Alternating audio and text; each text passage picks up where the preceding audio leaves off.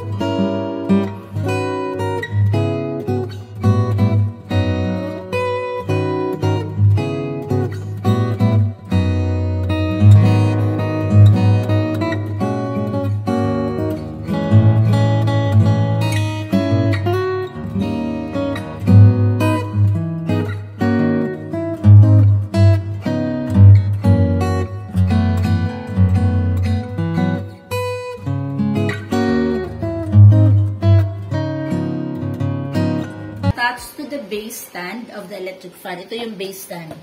So this is the outer tube attached to the base stand. And of course, what is the function of the base stand? It is the bottom or lowest part of the electric fan where it stands on as a foundation. So dito po siya, kaya hindi siya natutumba, balance siya because of the base stand. And last is the blade. Okay, yung propeller, yung nasa loob, yung umiikot. So, blade is a propeller made out of plastic or metal. So, pwede siyang plastic, meron ding metal. This is attached to the motor shaft and agitates air when the motor rotates. So, kapag ito po ay pina-plug in natin, ito, plug in sa outlet. So, magkaroon po dito ng electrical energy. Papasok po siya dito. So, yung electrical energy will be converted to mechanical energy and it makes the motor rotates.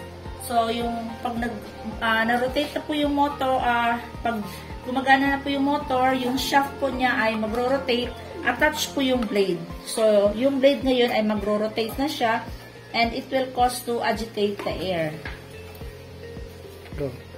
Okay, so that's all for today's lesson class. Thank you for watching and see you on my next vlog. Bye!